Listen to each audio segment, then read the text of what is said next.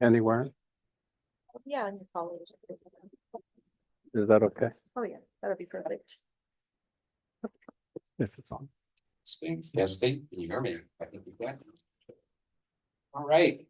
Welcome, everybody, to the San Diego Carnivorous Plant Society's September meeting. And today we are honored to host Jim Booman, who has been in horticulture in San Diego for a number of years. He's behind Booman Floral.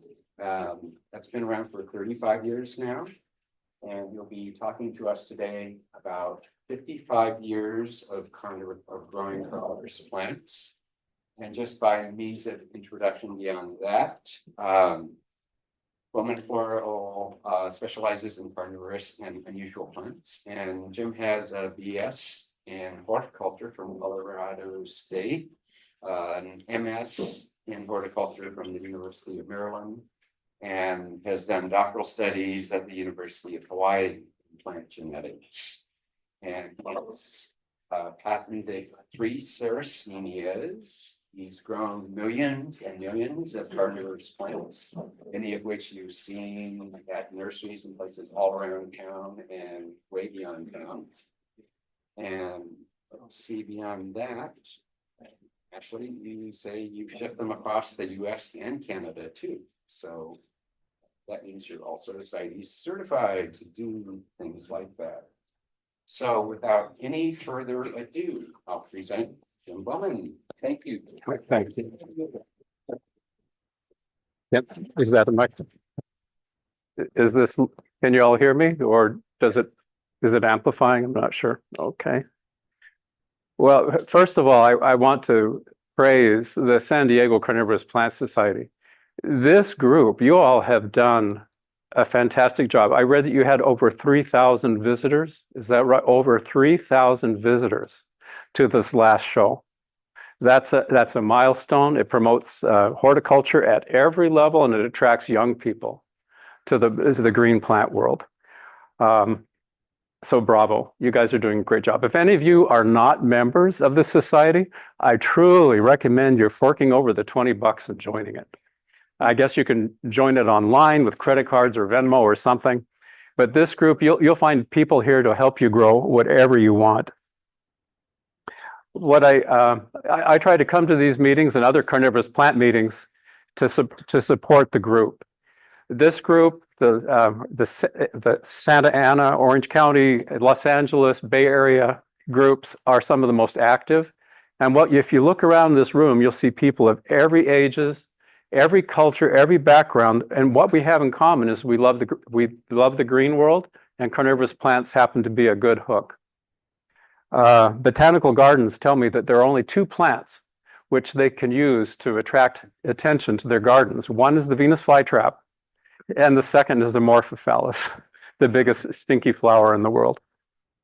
So what I'm going to do today is talk about, show 3 different things fairly quickly. One, about the changes that I've seen in 55 years of actually growing plants in greenhouses. I'm old, but I can still move a little. And then talk about our Sarracenia program that we've been running for the last 35 years in Vista. And then wind up with some tips on how you can be successful growing here in San Diego. So what I've managed to do, I've managed to keep a business alive for 35 years. I've managed to breed and patent 24 different plants, 3 of which are carnivorous. And the three which maybe you'll see in the marketplace are meerkat mob, white wizard, and cobra nest. At this point, that was over 20 years ago. And I never realized how much time goes by. Young people, you don't realize how quickly time moves. I was reading a plant catalog, and it said orchid Zechelin. And when I talked to a young man, I said, yes, that was the first orchid plant I ever bought in my life. Well, I named it after my daughter like 30 years ago because she's now like 38. So the contributions you make in horticulture, you never know what they're going to be, but many of them can start in a room just like this. So thank you all for coming. What was the first carnivorous plant you ever saw? first carnivorous plant I ever saw, definitely Venus flytrap, Where? Home Depot. Okay, what was the carnivorous plant you ever saw? Same thing. And you? Same thing at my elementary school. My friend had one. Brent had one. And you? Yeah, you, Blue. You. Oh, Venus flytrap. Killed it. Oh, we belong, 5 minutes, I swear. we belong to the same club. And you? Same thing, Venus flytrap, Home Depot. The same. Same. Venus flytrap, yeah. Venus flytrap, you too? Mr. Nepenthes, what was your first one? Venus flytrap from California Carnivorous when we lived up north, Okay, maybe smaller. well, mine wasn't. My very first one, I'm one of these people that are really happy for the internet because I thought I was the only person in the world that just kind of lived plants 24/7. There are photographs of me less than 1 year old smelling flowers in my grandmother's garden in Seattle. Mine, I went to kindergarten in Idaho Falls, Idaho, where things are green only 3 months of the year and it snows 9. That's not in the mountains, that's on the lower warm floor of the valleys. But Miss Mary had her boyfriend give her it was like a 6-inch pot of Sarracenia minor. That was the first one I ever saw. And little kids, you sit there and you look up and you studied it. And if you don't know what Sarracenia minor is, if you're that new to this, look it up. It really is a beautiful plant, but that was the first one. But then the second one was like you all. I begged my mother, please buy that bag on the checkout stand. And I took it home. It was a Venus flytrap. And I kept looking through the soil and there was nothing there. So I thought, well, maybe if I just dump the soil in a pot, something will magically appear. No, it didn't. Then I convinced my mom, I found a catalog that said Carolina Biological Supply Company. I'd read that this company back on the East Coast sold carnivorous plants. All these options that you have today, they didn't exist. So mom wrote a letter, we got a price, and then she wanted to confirm before she would mail a check in the mail for 1 Venus flytrap. So she called to be sure they were there. And they confirmed that yes, that was the right amount. So she wrote a check, it was probably $2.50. So we got the bulb, it came. I actually got a bulb this time, so I know that the other one was just a bag of dirt. But I remember I'm in 4th grade. I'm not the brightest horticulturist yet. So I get my little bulb, I put it in a pot in Idaho Falls, Idaho, and then I realized I don't know what kind of soil to put it in. So I just grabbed dirt from a garden out back, and I thought maybe that isn't right. So mom had some potting soil. That's a whole nother story. So I put it in potting soil, and then I didn't know where to put it in the house. I didn't know how high to plant it. Should I plant it high? Should I plant it low? Then I realized, should I keep it dry? Should I keep it wet? There were no instructions. Carolina Biological Supply put a bulb in a box and sent it to me. So what's changed in 55 years? There were no suppliers of carnivorous plants. And the ones that weren't reliable, and there was no information. You guys take it for granted that you can turn to your left or right and ask somebody that you don't even know, oh, how should I water this? And they'll have the right answer, and they probably will in this room. Well, none of that existed. It wasn't until 1969 I built my first greenhouse. Now you have to understand, building a greenhouse in Idaho when you're 12 years old, it snows 9 months of the year. It involved me being on a bicycle, 1 2x4 at a time, going for the lumberyard, driving across ice on the roads, and putting up a little lean-to greenhouse on my friend Gary Muskarnick's parents' house. They were kind enough to be willing to open their bedroom window to let the heat flow in. So we built this little greenhouse, and we found a place in Canandaigua, New York. Peter Petropoulos. Do any of you know him? Peter Paul Nursery.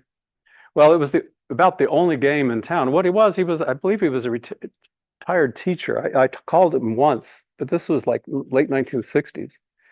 And basically, the plants he shipped were alive, but this wasn't until 1969.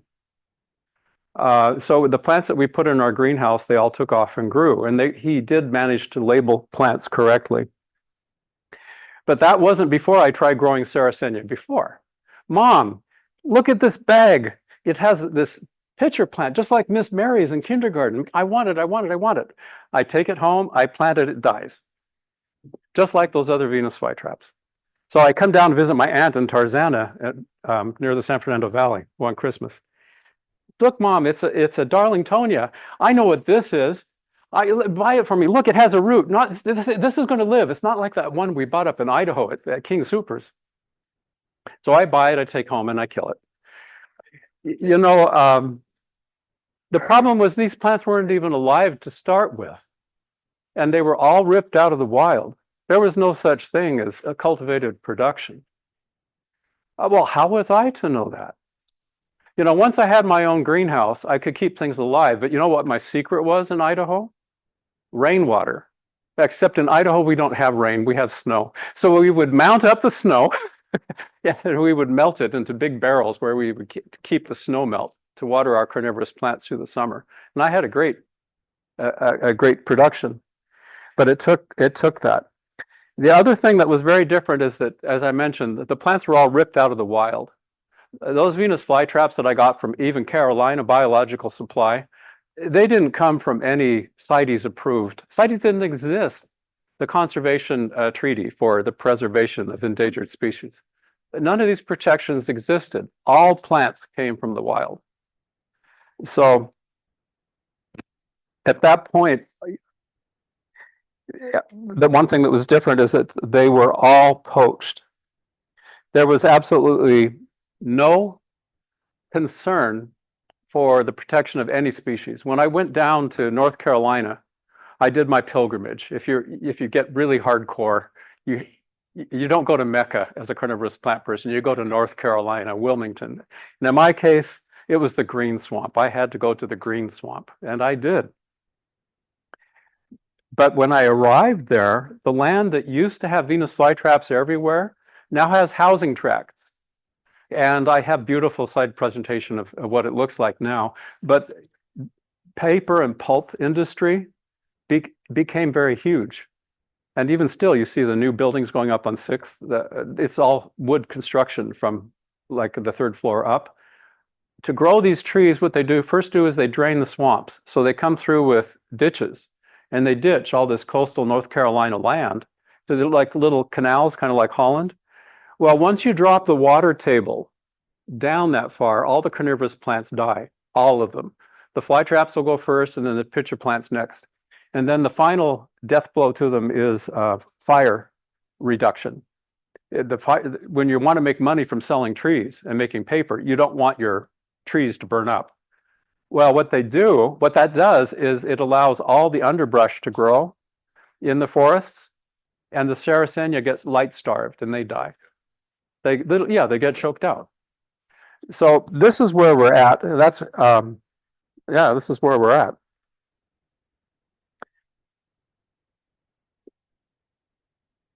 You know, okay, so that's the bad news. The things that have changed in my lifetime aren't particularly good. But the good news is we have groups like this now where you can share information. This is really positive.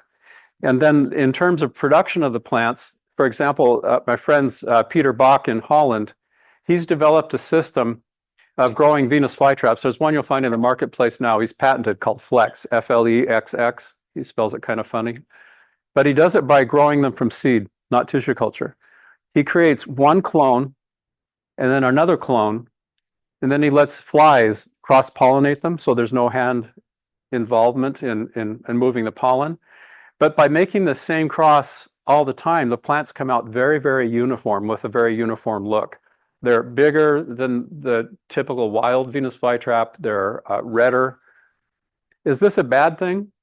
No, personally, I submit to you it's a good thing, because what it's doing is it's taking pressure off the wild populations, the few ones that are left. It's like when you have a good rose variety or a good camellia variety, you don't need the wild species. You know, it's a pet plant you have going on.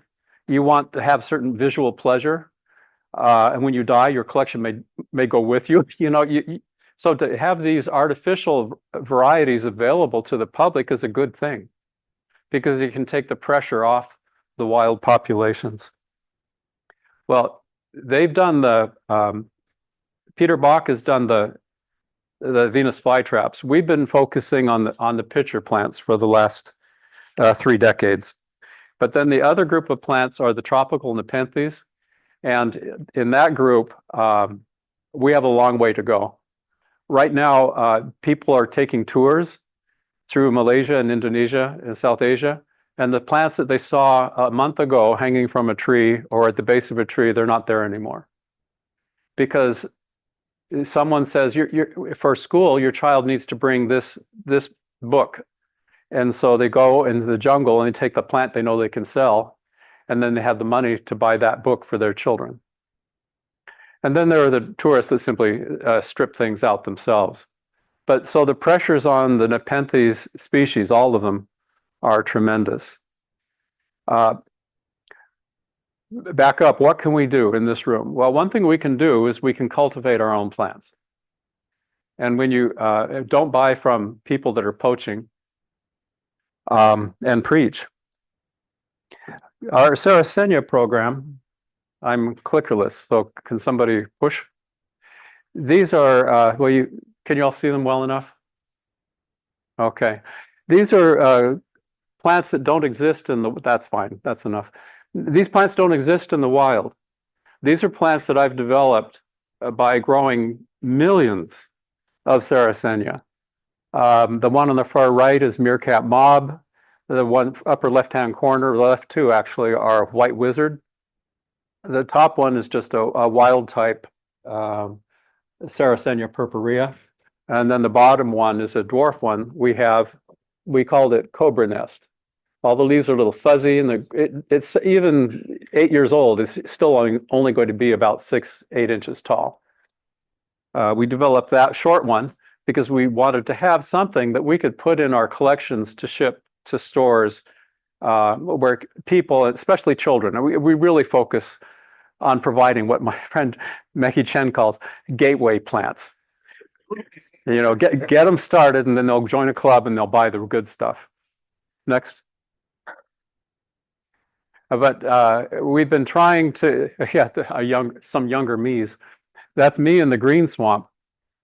When I went there, I was very sad because I spent 10 minutes walking through the swamp trying to find the carnivorous plants. I knew that it was like the genetic hub of Venus flytraps, Sarracenia minor, flava, purpurea, and a number of Drosera and pings. But I got out of the car, and I was within less than a count to 3. I was soaked with sweat, 110 and 100% humidity. And I was walking through hell through the swamp with no guides, and I was just getting more frustrated because I couldn't find a plant anywhere I would look. And I decided, I give up. I've come 2,000 miles. I'm going back to the car. So as I was just about to leave, I looked down at my feet. I had been walking on them the whole time. Any of you seen Venus flytraps flower? How many of you have seen a Venus flytrap flower? How tall is the flower? 6 inches, 7. 6-7 inches. Okay, what possible evolutionary advantage might a 7-inch flower have coming off the ground? It turns out in the green swamp, the grass is 5 inches tall. That's so nutrient deprived, the grass doesn't grow more than 5 inches tall. But the Venus flytrap flower comes just above. And the flowers form before the traps form. You know, it's not nice to eat your pollinator. So a lot of things just suddenly came together, being in the place where these things grow naturally. And the pitcher plants, I turned around and there was a flava next to me that came up to my chest. My fist fit inside it. These things were huge. These plants have evolved a way to survive where there are no nutrients in the soil. There's more nitrogen flying in the flies in the air than there is in any of that sandy soil that they're found in. What year was that when you first went there? Ooh. Yeah, it was probably the late 90s. Why? That's you in the late nineties there on the right hand side, that's the green swan. Yes. You knew what the house was. Pardon me? I was curious about what year you had gone there because things change, as you know. like- Oh, it just gets worse. I mean, the pictures I see now, and the friends that I visited there was a man named Stanley Reeder. There's a Saracenian named Reeder. Is named after him and his family. But they're all dead and they're gone. And there's just more paper. There are more ditches, and there are more houses. Houses, houses, houses. People were telling me this is an area where we used to have beautiful. There was a field of Venus flytraps as far as you could see. Well, now it's just all asphalt, strip malls, and things that every city has. Next, the other one was a trade show here in California. Well, as we began this is what happened is my children one time when they were little, they said, "Dad, would you grow me a Venus flytrap?" And of course I had to say yes. And then when my customers here, my wholesale customers caught wind that I was growing carnivorous plants, they said, "Oh, we'll buy those from you. Could you grow a few more?" Well, you know, a few to a wholesale grower means like thousands and 10,000. So I began growing. One of the things, though, I was intent on doing is I really believe that purpurias are beautiful plants. And I was really focused on, still am, on providing things that children or first-time carnivorous plant growers will be successful with. And one is our Native American Sarracenia purpurea. Children love them because they have huge traps. You know, they can poke their fingers in them. They can feel the downward pointing hairs. They can feel the wax on the lip. So we produced these, and at this time, we were producing these on just city water. I was discussing this with other people. City water is a challenge because our water is very, very salty here, and we'll talk about that later. Next. To grow more plants, and remember, there are no suppliers. I can't, for petunias, cyclamen, I can buy them from Indonesia. I can buy them from Morel in France. Ball Seed has a big long list of plants. There are many places I can buy lots of plants, but there's no place where you can say, "I'd like 10,000 Sarracenia purpurea seeds, please." They still don't exist today. You can't even get Drosera seeds. So we knew we had to set up our own production. So that's what I did. My friend Stanley Reeder had licenses in North Carolina when he was alive to collect from the wild, the seeds. You can't do this today, but then you could. It was all legal and it was done. And so I got my seeds, and we have, I think we have the largest outside of North Carolina clone of green swamp Sarracenia purpureas that we do ourselves. Next. That plant is 14 months from seed. We figured out how to grow them. You know, people ask, you know, how do you do it? Is it by forcing those plants? No, this is no child labor camp.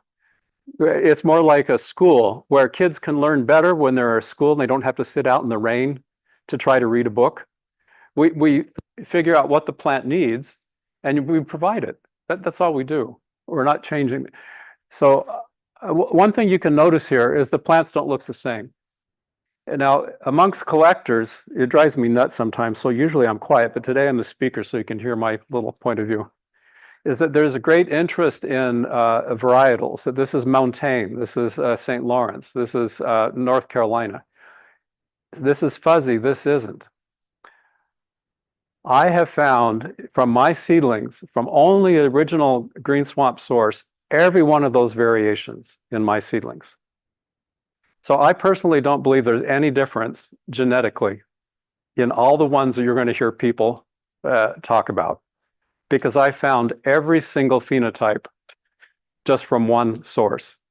Now, it may be that in any one of these locations, there's selection against various phenotypes, their outward expression of colors and leaves. But genetically is what I've seen. To me, they're all just varieties. Now, there's nothing wrong with that. I mean, most people like a red Mr. Lincoln versus a yellow peace rose. People do like varieties. And even in carnivorous plants, you'll find that people will tout this Nepenthes or that Sarracenia. Go for it. It adds to the fun. But in terms of genetics, It's all in the DNA. Next.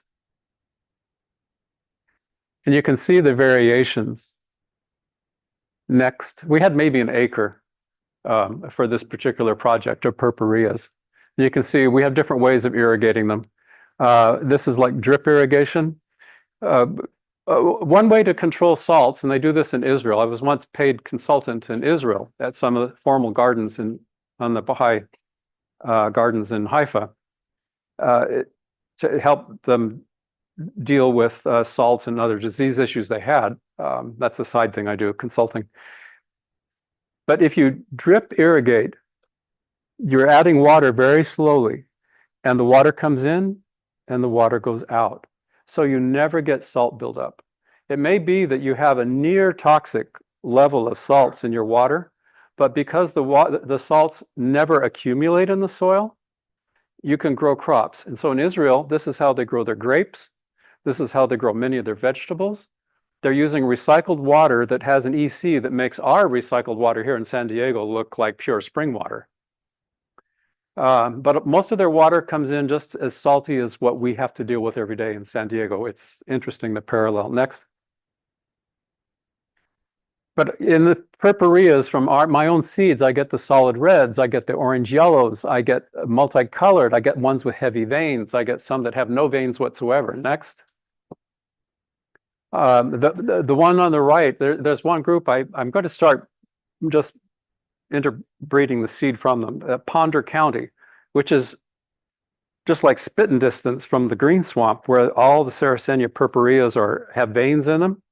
But Ponder County, they're dwarf, more dwarf, and they're just solid red, just solid red.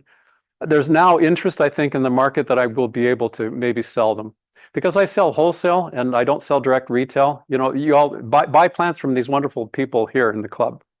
If you see my plants in the store, fine, spread the word. I always appreciate business, but we don't sell direct. We could barely sell pitcher plants. They only wanted Venus flytraps.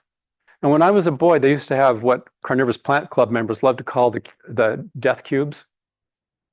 These little plastic boxes where someone had taken a rip from the wild bulb, put it in some sphagnum moss, and put the lid on top of it because they could ship them by UPS anywhere.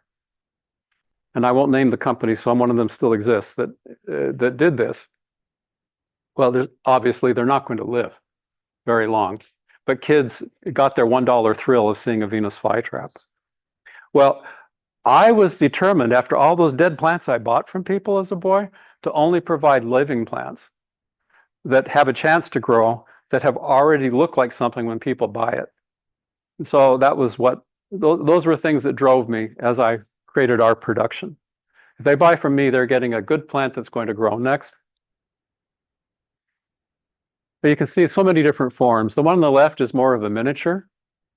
We've ended up not selecting any of these for production because at our end, we just sell introduction plants, and we can only do maybe 1/3 of them as pitcher plants, or they don't sell through.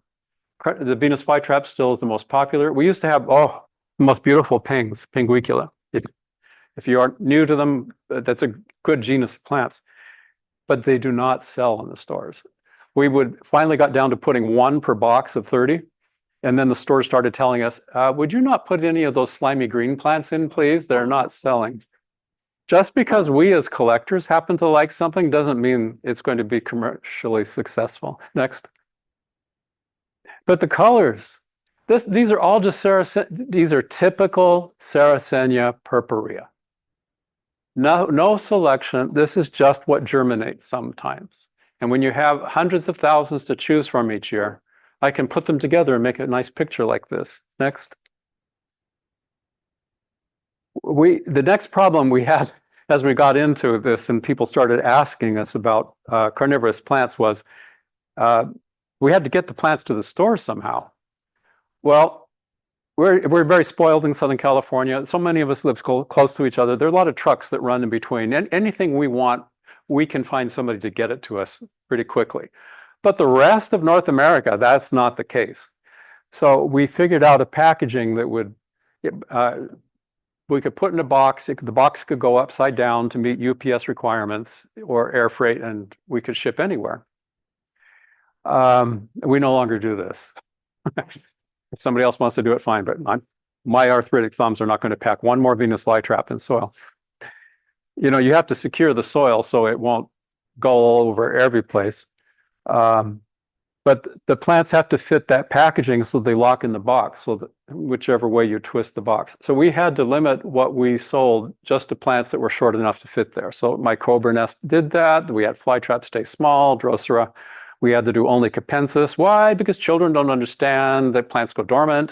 It's kind of like my employees one time. I had spent, maybe 20 years collecting different species of Drosera, the Australians. And I walked in one day to one greenhouse and the whole bench was empty where my collection was.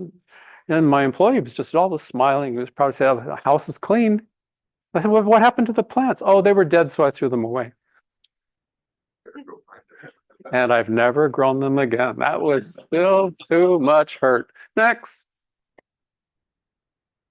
This is on the left, and some friends visiting. These are Sarracenia purpurea, and they're all in bloom. So what I do is I physically hand pollinate the group of plants that I keep from the green swamp. And then you can see some of the clones behind there. Next. Jim was talking a little earlier about how big plants can get. This is in Andy's hands. He's a bromeliad collector, if any of you are in those other societies, but he's holding one of our stock plants. That plant's maybe 3 years old. You know, so if it's happy, these things can gain size. And part of that is because the purpureas don't lose their leaves. Even with our crappy water here in San Diego, that's so salty, they'll hold on to their leaves for about 2 years. In production, I normally rip them off in the spring. Maybe I leave one on because it's a good time to clean up any scale or disease that might be there. And I just have a clean, and the only ones that I keep that long are the ones I do for seed production anyway.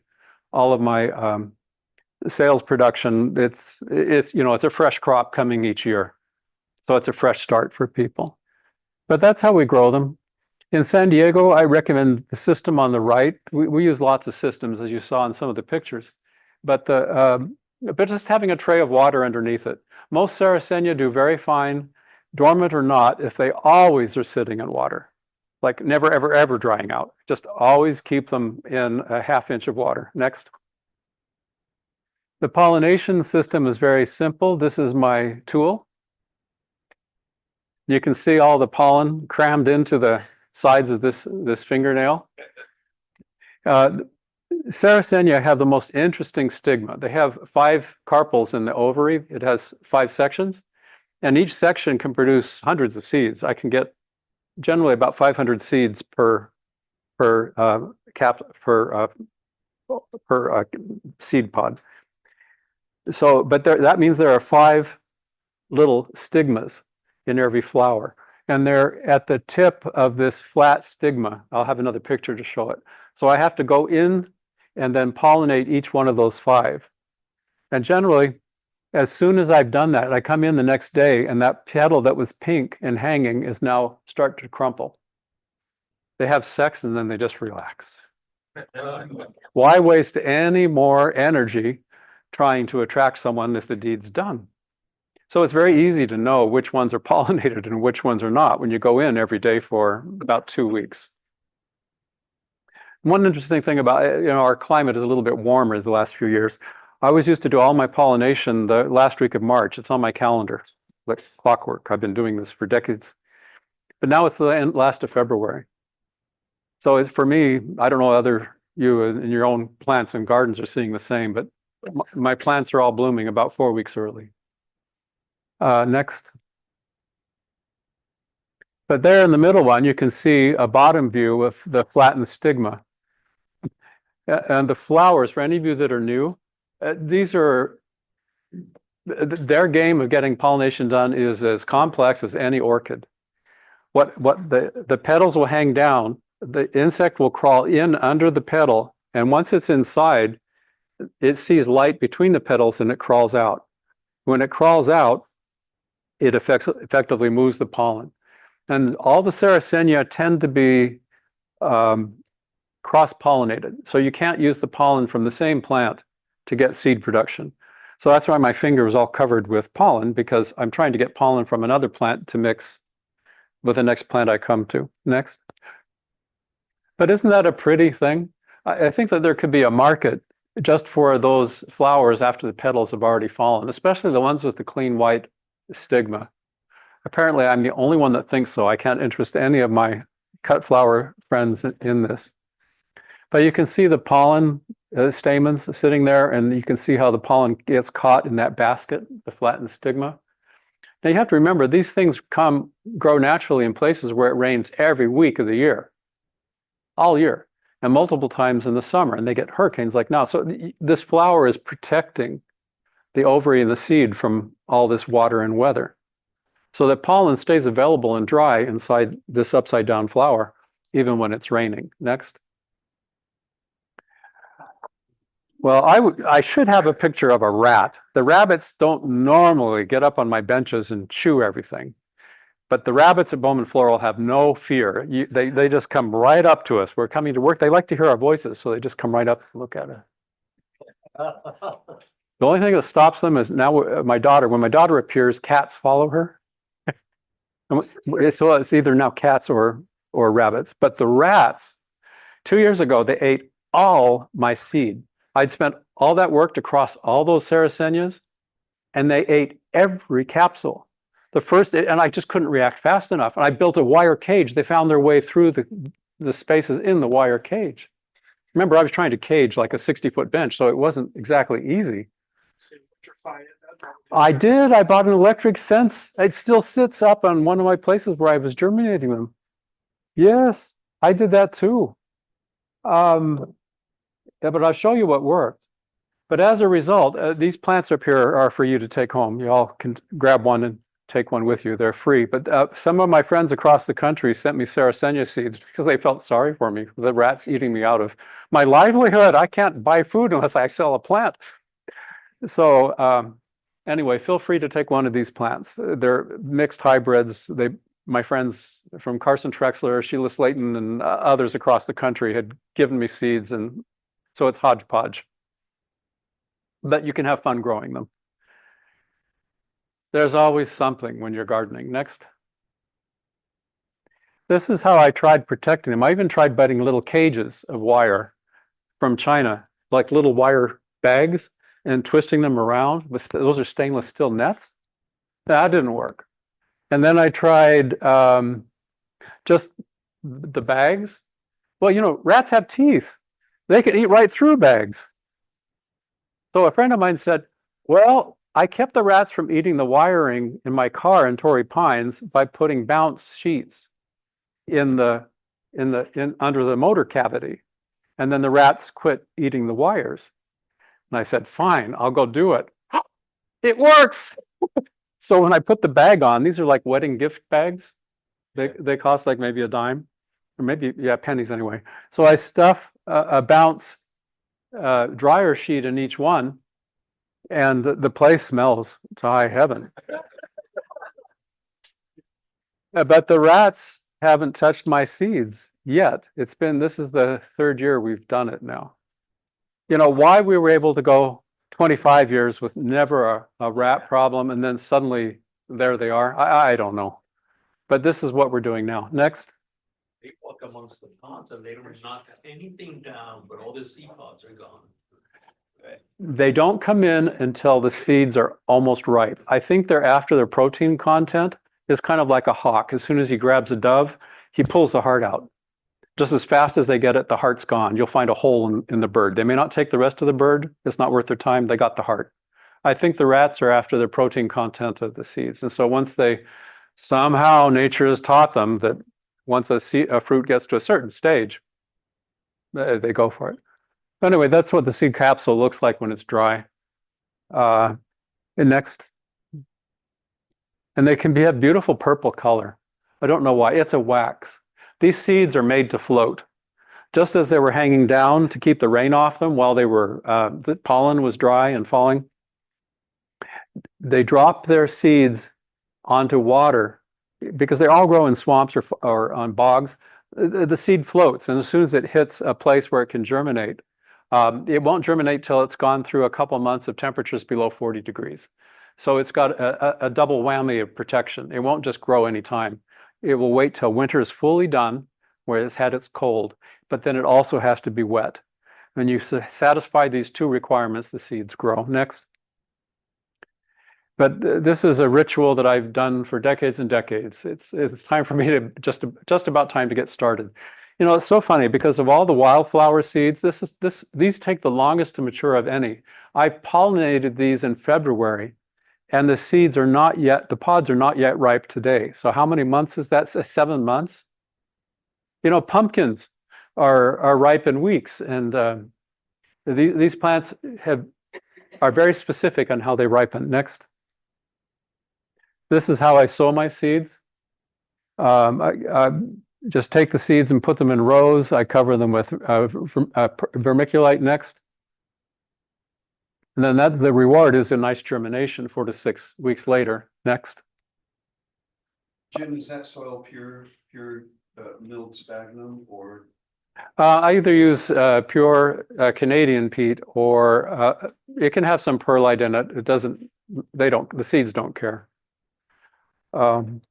At least that's under my conditions in Vista. You know, you all may have your own situations and compromises, but we've tried every soil under the world. And we always used to steam sterilize all our soil until our boiler croaked. But we've had 2 boilers. They last about 15 years and then they're gone. Now the county doesn't want us burning gas to sterilize soil, so we're in a quandary. We store the seeds. Once they have the first true leaf starts to emerge, then we transplant them to 72 cell trays. And at that point, for sure, we use 50-50 peat perlite. And next. Because in our conditions, the straight peat stays too tight. You start getting fungus gnats and other things that we don't want. But then after they have 3 or 4 true leaves, then we can jump them to a 3-inch pot and then begin to sell. Next. So this is the line. We've gone through so many packaging mutations, and we used to have them in plastic bags in the upper left-hand corner, but that was like 25 years ago. Then in the middle bottom, we had them in these square boxes, but they were so much labor to have to lock in the box of all these things, and even the automatic ones, you had to get your hands in, so our hands are all bleeding. Why do you have to put plastic on them? Because they dry out in the stores. Stores never water plants. You know, the purpose of packaging is to keep a plant alive until the end consumer can get it out of there and grow it. But if you can't keep it alive to that, the consumer will never buy it in the first place, and then you have a no-go. So this is our current packaging on the right, just a simple plastic sleeve and a little care card. Next. It's kind of fun to see because when you're growing things by the hundreds of thousands, they go out on conveyors and trucks, and it's fun. But the fact that we're having success, this is what launched our breeding program, because we realized that wild typical plants weren't always the ones that were the best for shipping. Next. So we created these new hybrids. Originally, I had tried growing the Psittacina, every species of Sarracenia. Again, I'm just focused on Sarracenia. So I figured the Venus flytrap market is so big and popular. They sell by the 12, 20 million at a time from different nurseries. I can't touch that. It's just one little guy in Vista, California. So, but Sarracenia, I figured this is the next frontier. They haven't gotten to that yet. And even the Dutch haven't done a good job. I could never sell Leucophila. I could never sell minor. I could never sell most plants. The store said their plants aren't selling. We don't want any more, because the public at large wants everything to look like a cabbage. It has to have this many leaves, has to have this diameter. And if it doesn't meet those unwritten expectations, it doesn't sell.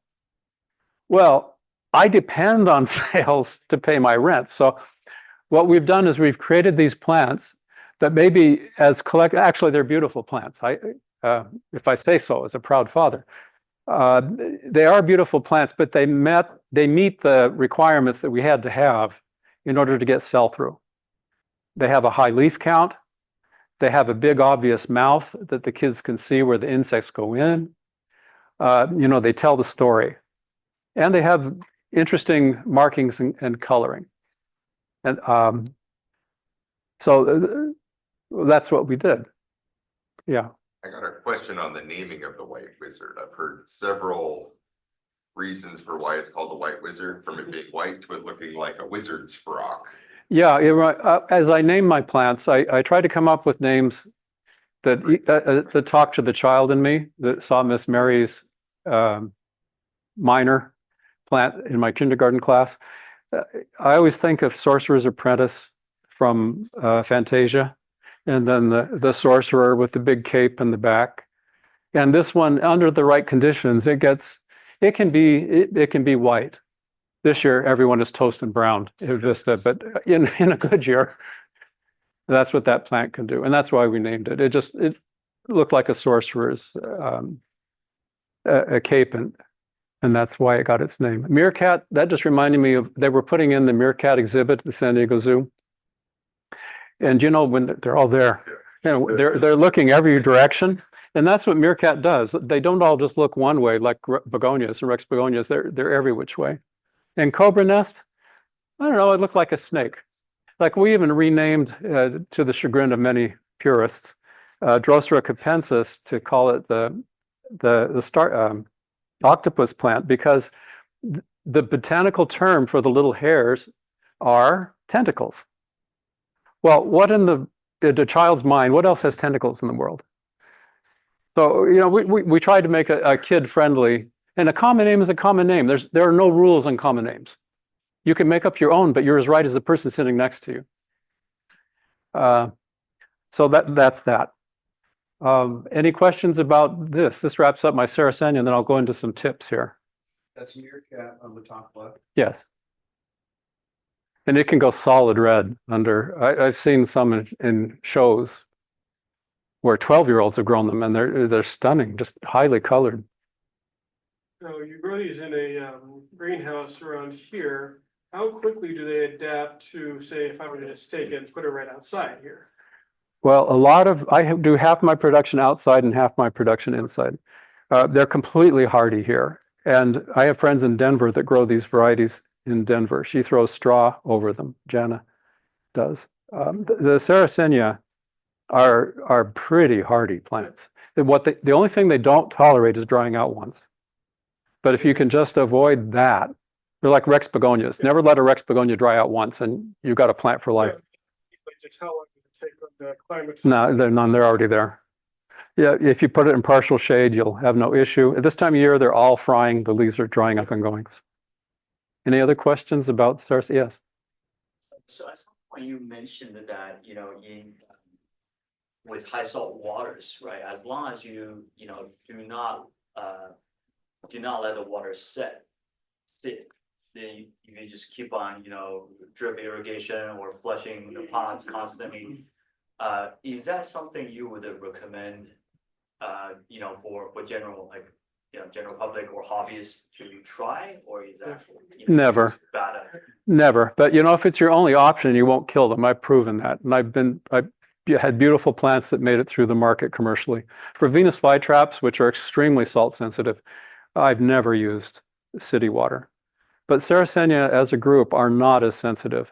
But if you don't wash the salts out, especially this time of year, they're going to be even browner than they are normally. We no longer use any city water on any of our plants. We use reverse osmosis, and I have like 2,000-gallon tanks to store it each day, because then I never have to worry about leaf burn. On that question, about a TDS sensor this summer, it hasn't rained. So is it safe to use rainwater that we collected here, even if it's a tile roof and it's all dirty and that's what he said. The fast answer is yes. Okay. There isn't enough salt in that roof to probably create a problem for you. But the water will be discolored, dusty, and dirty, and smoke and ash covered. With algae buildup, if I keep They grow in ponds covered with algae. got it. Sometimes we forget these are plants. They grow outside. And it's not a clean place, the outside world. So Yeah, but like you said, usually for people that are collecting their own water, they throw away the first 10 gallons that comes off the roof and then they store the rest. Any other questions? Yeah. So you have a 2,000 gallon capacity RO system. is Well, what you well, said. I used to have 5,000, but what, I'm curious about the wastewater. What is it you do with that? Is it just go into the city system or do you use that somehow? we use it to irrigate. One, there isn't that much wastewater. Yeah, to get the membranes to last a long time, the membranes are getting better and better and better and better. I understand the US got them as part of the deal of the breakup, the takeover of Germany after World War II. The Germans had the technology, and the gift of the technology and patents came to the US as a result of Hitler. So, but the membranes have actually gotten better. The rejection rate of salty water to pure water, sometimes you can get like 80% clear water and 20% brine.